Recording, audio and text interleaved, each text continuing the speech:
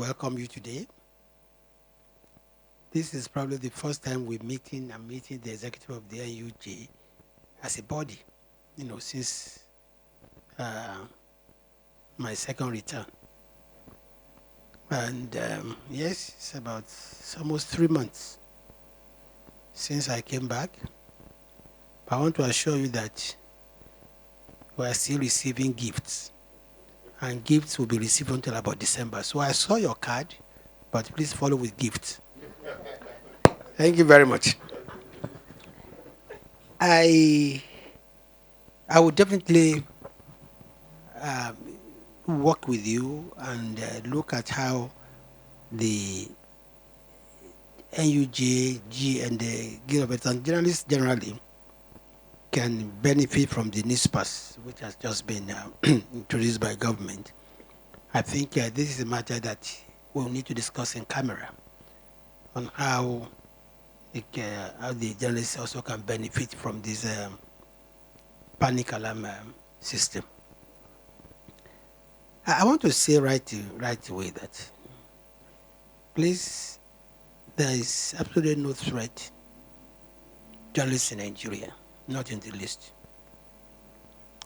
On the contrary, this government will seek the partnership of the media, and we seek also their understanding. And I think what has happened so far, I think there's been a kind of a communication gap between the ministry and probably the mainstream bodies of the NUJ, GEJ, and all the others. I'm aware that the NUJ, I think at the end of their meeting I think it's in Lokoja, issued a statement in which they rejected the step by the federal government to regulate social media operators in the country. I think the position of the union was actually in a communique by the National Secretary, Madam Shabu Lehman. And it was, I think that communique, the communique said that he called on the Minister for Information and Culture not to succumb to the temptation of restricting the social media, as the attempt could easily lead to gagging the media. And I think this is a key word. The fear of the NUJ and other bodies is that no attempt should be made to gag the media in any form. And I think on this we are all for with you. But I want to say that the NUJ, in using this statement, actually put the cart before the horse by publicly rejecting the planned social media regulation without even trying to understand what it entails. As a professional body for journalists, the NUJ has a code of ethics for journalists, and this guides their operations. To the best of my knowledge, no trained professional journalist can afford to engage in fake news, because this will kill public trust in the media. I also believe that no trained professional journalist can afford to engage in hate speech, because he or she will not know the consequences. We've all covered wars. We've all covered the consequences of extremism. So I believe that no trained journalist, no professional journalist would engage in fake news.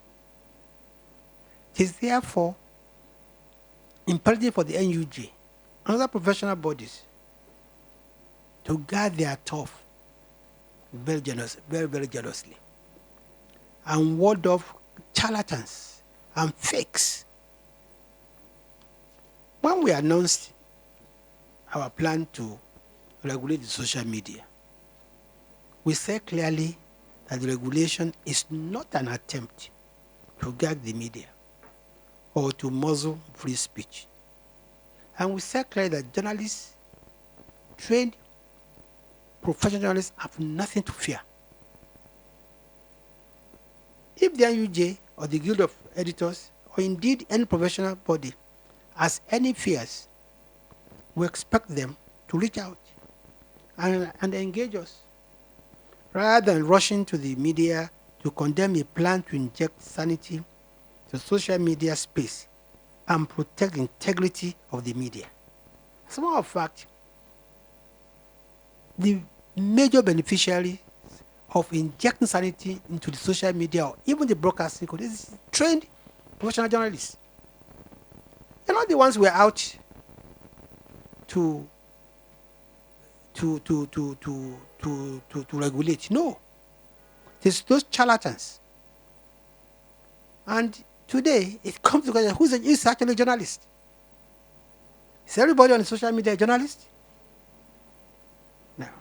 You know, as a matter of fact, we believe that the NUJ and other media professional bodies should take the lead in sanitizing the media space, whether it's social media, whether it's print media, whether it's it's broadcasting. You should take the lead because you'll be the first victim of an unregulated, reckless media space. Because the moment people start losing confidence in the media, due to the reckless actions of non-journalists and purveyors of fake news and hate speech, then the media currency will get devalued. Now that you are here, we will use this opportunity to inform you as follows. 1. Our plan to inject sanity into the social media space has nothing to do with gagging journalists or stifling free speech. Only the purveyors of fake news and hate speech need to be worried. 2. We will not unilaterally impose measures aimed at injecting sanity into the social media space. We will work with stakeholders, and I'm sure you've received our letters, including the NUJ, Guild of Editors, Newspaper Proprietors Association of Nigeria, civil society, online publishers, bloggers, etc. Already, we have dispatched the letters to these stakeholders, as you confirm. A government that has the intention of gagging the media won't engage stakeholders in dialogue on the way forward. On the contrary, we believe that you should be as much concerned as we are about the recklessness on the social media today. Not least because they also parade themselves as journalists. There are many options open to us in regulating the social media. It's not just about laws. There's the use of technology that is quite unobtrusive. There's legislation. There's the use of regulatory bodies. It is up to the stakeholders when they meet to decide the best option. But we have also taken the initiative, in addition to this, to meet very soon with the platform owners like Facebook, WhatsApp, Google, Twitter, and Instagram, among others, to engage them on the way forward. Because these platform owners are as concerned as we are. And they are trying their best to ensure that their platforms are not used to disseminate fake news or hate speech. The debate on the issue of regulating the social media has been robust. Some have opposed, some have supported. And to us, this is very healthy and very welcome.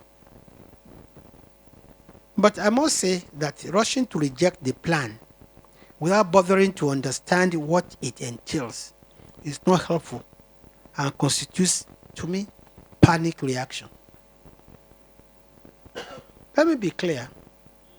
We are going ahead with a plan to stop as much as we can the anarchists and purveyors of fake news and hate speeches. And I don't believe you belong to that category. No responsible government will sit by and allow these purveyors of fake news and hate speech a free rein. You've all witnessed what's happened both here and abroad. What fake news can be, the very diacons of fake news. In Rwanda, over 800,000 lives were lost to fake news. In Kaduna State here, in Kaswamagani, more than 50 lives were lost simply because they said Muslims were killing Christians. It was not true. So, I mean, fake news, our attempt to regulate this sector, the social media, and the over fake news and hate speech should be championed by you,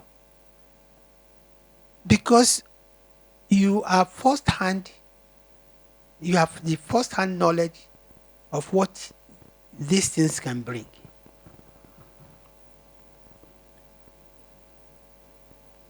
That's why many countries of the world today are taking measures to regulate the social media. The UK, France, Germany, China, Singapore, South Korea, Kenya, Zambia, and we can go on. And you all know this. Only last Friday, France's National Assembly approved a draft bill that will require social media giants like Facebook, Twitter, and others to remove any hateful content within 24 hours.